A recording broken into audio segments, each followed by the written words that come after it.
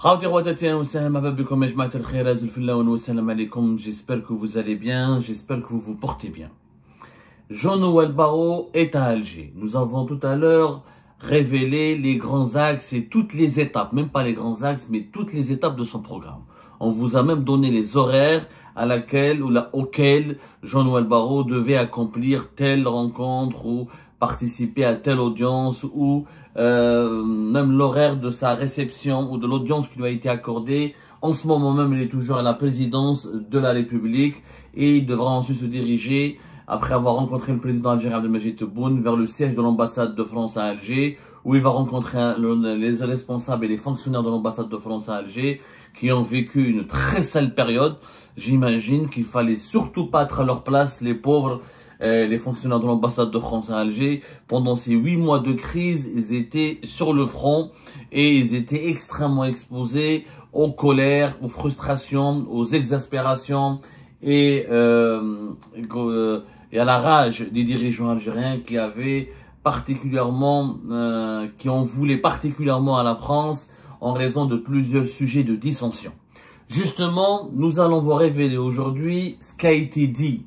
Nous allons vous révéler un résumé de ce qui a été dit entre Jean-Noël Barrot et Ahmed Attaf, le chef de la diplomatie algérienne. La première rencontre qui a été organisée à Alger au profit de Jean-Noël Barrot, c'est une audience, c'est une rencontre, une réunion qui a eu lieu entre Jean-Noël Barrot, une délégation restreinte. Il n'y a pas eu beaucoup de monde il a ramené juste quelques collaborateurs avec lui à Alger, le chef de la diplomatie française. Le premier haut responsable algérien avec lequel il a eu des échanges directs et francs et assez longs, c'est son homologue algérien, Ahmed Attaf.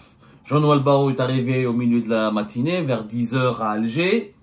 À 11 h, il était au ministère des Affaires étrangères et pendant 1h45, il s'est entretenu avec Ahmed Attaf. 1h45. Durant cet échange, les deux hommes, Ahmed Attaf et Jean-Noël Barrot, les deux ont été donc délégués par les deux chefs d'État respectifs, président algérien Abdelmadjid Tebboune, président français Emmanuel Macron. Donc les deux on leur a attribué la mission de poser sur la table les modalités d'application de cette feuille de route de réconciliation pour sortir les relations franco-algériennes de l'impasse.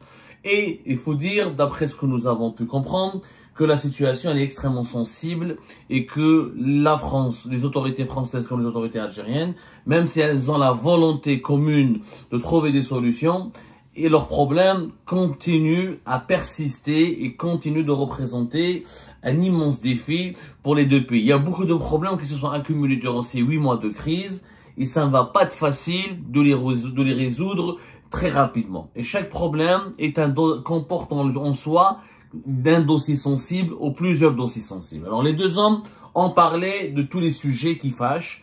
D'abord les sujets de migration, ensuite le cas de Boualem Sansal, ensuite les médias et comment le fait que les attaques, la guerre médiatique et les fake news et les attaques médiatiques surtout, les campagnes médiatiques de dénigrement dans les deux pays ont aggravé, ont semé encore davantage la zizanie entre les deux pays. Et enfin, les problèmes économiques. Les problèmes économiques ont été aussi abordés. Voici les 4 points, les 4 dossiers qui ont été donc abordés, évoqués par Jean-Noël Barrot avec Ahmed Attaf. Sur la question des sujets migratoires, sur la question notamment des expulsions des ressortissants algériens au profil dangereux, pour reprendre la terminologie exacte du gouvernement français, que les autorités françaises veulent expulser en urgence.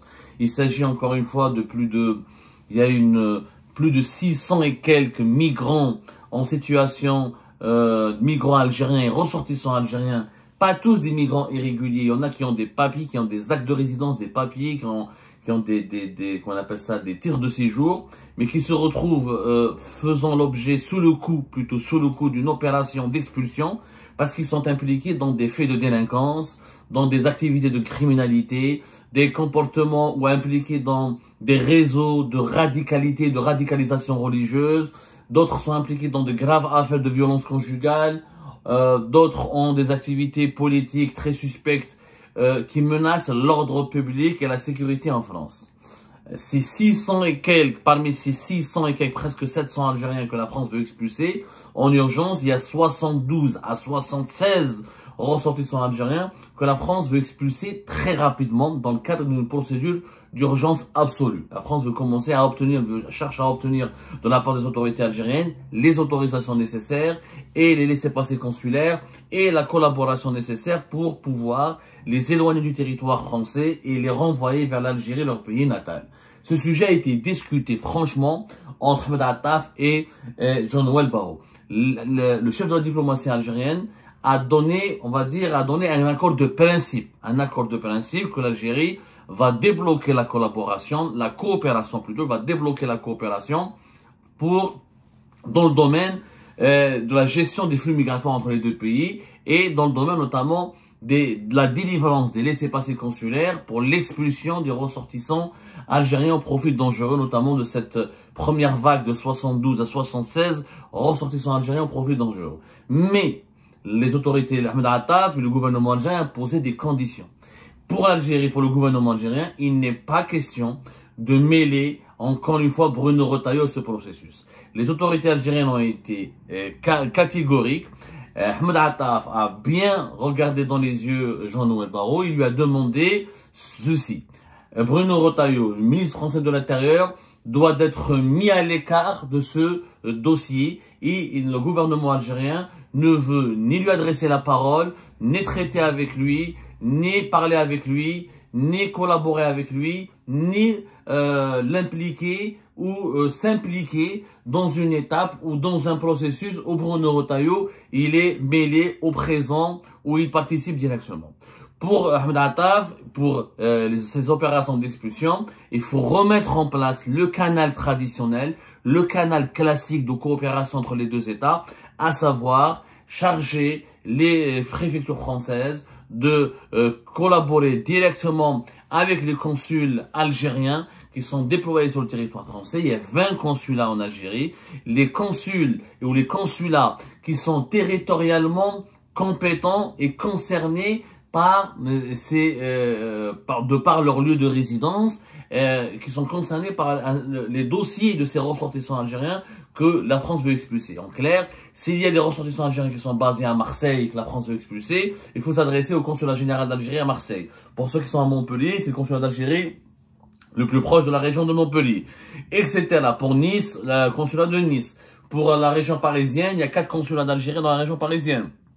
Il y en a même un à Melun. Il y en a même aussi à Nantes. Il y a des consulats un peu partout, dans toutes les grandes régions de France. L'Algérie est extrêmement présente au regard et au vu de l'importance de sa diaspora, de la communauté algérienne en France. Les autorités algériennes sont prêtes à accepter, à admettre et à valider, à délivrer plutôt les laissez-passer consulaires de ces Algériens, de ces ressortissants algériens que la France veut expulser, à la seule condition que cela passe par le canal classique et traditionnel de la coopération bilatérale. Laissez-passer consulaires, délivrés par les consulats d'Algérie, coopération, prise de contact entre les préfectures françaises et les consulats algériens. Pour l'Algérie, il n'est pas question d'accepter qu'une liste soit remise par Bruno Retailleau, que des migrants, que des ressortissants algériens soient expulsés comme le faisait Bruno Retailleau au début de l'année entre février et mars 2025. C'est-à-dire, les autorités algériennes ne veulent pas que les autorités françaises prennent un Algérien, le mettent dans un avion et le renvoient dans son pays juste parce que le ministre de l'Intérieur français, Bruno Retailleau, l'a décidé ainsi. Ils n'acceptent pas ce principe, donc ils ne reconnaissent pas le principe qui a été négocié ou qui a été validé dans les accords de 1994, qui est une révision de l'accord de 1968 et qui permet normalement aux autorités françaises d'expulser directement un Algérien dont les papiers, dont la nationalité algérienne est effectivement confirmée par des éléments matériels. S'il n'y a pas de nécessité donc de confirmer sa nationalité, si sa nationalité est confirmée, avérée, ben la France avait le droit auparavant d'expulser directement ce ressortissant algérien sans demander pour autant un laissez-passer consulaire.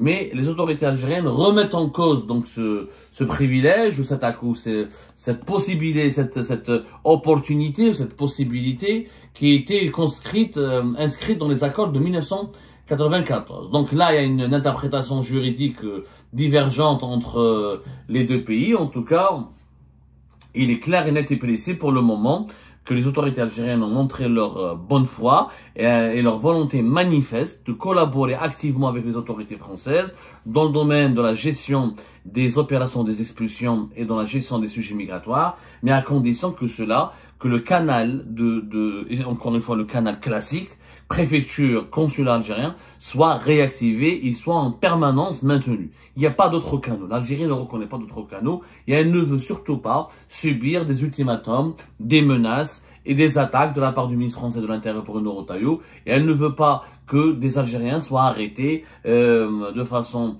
manu militari ou de façon brutale et embarqués dans un avion et renvoyés comme ça, comme s'il s'agit de colis postaux. L'Algérie, voilà, elle ne veut pas de colis postaux envoyés par Bruno Retailleau. Voilà ce qui a été dit sur les sujets, sur la question de la crise migratoire, sur la question de la gestion des Algériens, des ressortissants algériens que la France veut expulser en urgence vers l'Algérie. Deuxième point, la question des médias. Les autorités françaises ont relevé, Jean-Noël Barrot a relevé avec son homologue français, les attaques très francophobes, les campagnes contre les intérêts français et la campagne anti-française menée par les médias publics algériens qui sont notamment à leur tête l'APS. Il faut savoir, et les Français là-dessus ont raison, c'est chronologiquement parlant, quand le conflit a éclaté sur le plan diplomatique à la fin du mois de juillet 2024, les chroniques, les dépêches, les éditos extrêmement francophobes et diffamatoires et injurieux de la part de l'APS ont défrayé la chronique. Rappelez-vous le 22 novembre, ce que l'APS avait traité l'État français de macronito-sioniste pour justifier et assumer l'arrestation de Boualem Sansal. C'était un édito extrêmement virulent, extrêmement c'est un média public. L'APS, c'est le porte-parole de l'État algérien. C'est pas Shourouk ou le Nahar ou l'Ouatan ou le Khabar. L'APS, c'est quand même le porte-parole, la voix médiatique attitrée officielle de l'État algérien. Donc que l'APS produise des contenus, des chroniques, des éditos ou des pamphlets anti-français est très insultant à l'égard de la République française et de ses dirigeants. Ça a été très mal pris par les autorités françaises et les autorités françaises ont demandé est-ce que ce genre de campagne cesse pour ne pas alimenter les tensions politiques entre les deux pays, pour ne pas semer la zizanie entre les deux pays. Les autorités algériennes ont pris note de la demande française, mais elle a demandé lui aussi, l'Algérie a demandé de son côté, est-ce que le gouvernement français demande aux médias publics français, genre comme France 2, comme France 5, le groupe France Télévisions, France 24, RFI, de s'engager, de ne pas produire de leur côté aussi des discours médiatiques ou des contenus extrêmement jugés subversifs ou jugés très critiques ou très insultants ou très offensifs contre l'État algérien, ses hauts responsables et ses intérêts. L'Algérie demande la réciprocité, ok, on est d'accord pour que, en grosso modo, il faut faire baisser la tension médiatique entre les deux pays, il faut que les médias participent à cet apaisement, il faut que les médias arrêtent d'emballer les émotions et de mettre du feu à l'huile, de l'huile sur le feu, pardonnez-moi, de mettre de l'huile sur le feu. Il faut arrêter de semer encore une fois la haine à travers des articles et des campagnes de presse extrêmement virulentes et où l'injure, les propos diffamatoires et les attaques verbales sont extrêmement virulentes et violentes. Mais il faut que ça soit réciproque des deux côtés. Et donc, il faudrait, l'Algérie se sent elle aussi, apparemment, certainement à cause des reportages de France 2 sur des consulats algériens, à cause de la parole donnée, les émissions qui ont été consacrées sur France 24. Les deux ministres ont parlé des médias publics. Parce que naturellement, Jean-Noël Barrot n'a pas de contrôle. Le gouvernement français n'a aucun contrôle sur les médias privés. C'est CNews, Europe 1, Journal du Dimanche, les médias du groupe Bolloré, Marianne, Le Point, L'Express, Le Nouvel Observateur ou les autres médias, les grands médias français sont indépendants et le gouvernement français ne peut absolument leur donner aucune injonction.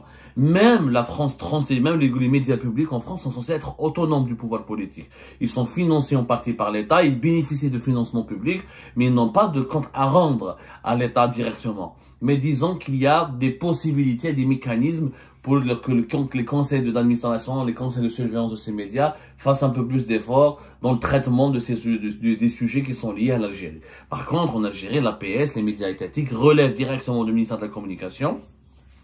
En Algérie, relève de la présidence de la République, relève directement de la présidence de la République à travers la direction générale de la communication et des relations avec la presse, et l'État algérien peut naturellement donner des injonctions directes et faire fléchir un petit peu la ligne éditoriale de ces médias publics pour que les attaques anti-françaises ne soient plus aussi virulentes. Bien sûr qu'on peut critiquer la France. Naturellement, la France, elle est critiquable.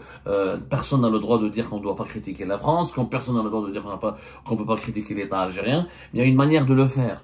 Quand on utilise des vocabulaires comme sioniste, comme agent, quand on accuse les services secrets français de comploter, d'utiliser, de semer, de vouloir former un groupe terroriste, de financer l'opposition algérienne pour lui donner des armes, quand on parle de renversement, quand on utilise des théories complotistes qui ne sont pas vraies et quand on utilise des termes très injurieux de la part d'un média public, c'est quand même une attaque contre l'intégrité morale d'un autre pays, d'un autre État. Et l'État qui est attaqué a le droit de demander à l'État qui l'attaque, à l'État qui l'insulte via ces médias publics, des explications, parce que les médias publics, encore une fois, sont rattachés au fonctionnement étatique de ce pays, aux institutions étatiques du pays même.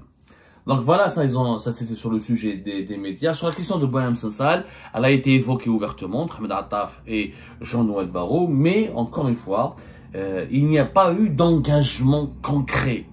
Je note, toutes mes sources sont unanimes. L'Algérie n'a pas donné un engagement concret de libérer Boualem Sansal. Il n'y a pas eu d'engagement concret. Celui qui dit ça, celui qui vous affirme qu'il y a eu un engagement concret, mais ce n'est pas vrai. Il n'y a pas eu d'engagement concret. L'Algérie, elle a juste se contente, les autorités algériennes se contentent de dire que l'affaire est dans les mains de la justice, que l'âge de Boualem Sansal, l'âge avancé de Boualem Sansal sera pris en considération, que, comment dirais-je, sa maladie sera prise en considération, que les autorités, les autorités algériennes vont étudier toutes les voies de recours, toutes les voies judiciaires qui permettraient à Boualem Sansal de ne pas être lésé, de se défendre et que ses droits juridiques soient utilisés pour qu'il puisse jouir de tous ses droits juridiques tout au long de ce processus au cours duquel il va être jugé en Algérie parce qu'il y a un procès en appel. Mais il n'y a pas eu d'engagement de la part des autorités algériennes pour libérer Boualem Sansal. Il n'y a pas eu de date qui a été avancée, il n'y a pas eu de solutions qui ont été avancées pour parler de la libération de Boualem Sansal. Jean-Noël Barrot a beaucoup insisté sur le cas de Boualem Sansal, mais du côté d'Ahmed Attaf, il n'était pas très bavard sur le cas de Boualem Sansal. Ça se voit qu'il était très gêné, visiblement, qu'il n'avait pas de réponse à donner précisément sur ce dossier, c'est un dossier qui le dépasse, et nous allons attendre ce que nos sources vont nous dire des échanges que Jean-Noël Barrot a pu avoir avec Abdelmadjid Tebboune. C'est lui le président de la République, c'est lui le chef de l'État, c'est lui qui peut gracier Boualem Sansal, c'est lui qui peut le libérer. Le sort de Boualem Sansal est entre les mains d'Abdelmadjid Tebboune. Clairement, Ahmed Attaf, c'est un dossier qui le dépasse. À partir de 13h30, Jean-Noël Barrot a été reçu à la présidence de la République algérienne, donc il s'est entretenu avec Abdelmadjid Tebboune. On n'a pas encore de détails précis et de détails concrets sur ce qui a été dit entre les deux hommes. Nous sommes en train de consulter encore nos sources pour pouvoir obtenir les informations les plus récentes, les plus actualisées, les plus fiables, les mieux recoupées, et on va partager avec vous tout ce qu'on a pu récolter comme informations sûres et confirmées dans nos prochaines éditions, dans nos prochaines publication de nos prochaines vidéos. Je signale juste que la coopération économique a été abordée entre Jean-Noël Barrot et Ahmed Attaf, et le chef de la diplomatie française, il a demandé la levée de tous les blocages contre les intérêts français en Algérie, notamment le boycott du blé français, le boycott des produits agroalimentaires. La France, Jean-Noël Barrot par exemple, a affirmé qu'il ne comprend pas pourquoi les autorités algériennes, pardonnez-moi, ont exclu les entreprises françaises de l'appel d'offres pour l'achat de blé, comme pour les appels d'offres pour l'achat d'1 million de moutons par exemple, où la France a été exclue, l'Espagne a été inclue par exemple, et que Jean-Noël Barrot trouve que c'est injuste de bloquer les intérêts économiques français en Algérie, que la France exige ou souhaite un retour à une normalisation des échanges économiques entre les deux pays, et qu'aucun secteur, quel que soit, sa configuration, aucun secteur économique ne devrait faire l'objet de boycott ou de sanctions anti-françaises en Algérie.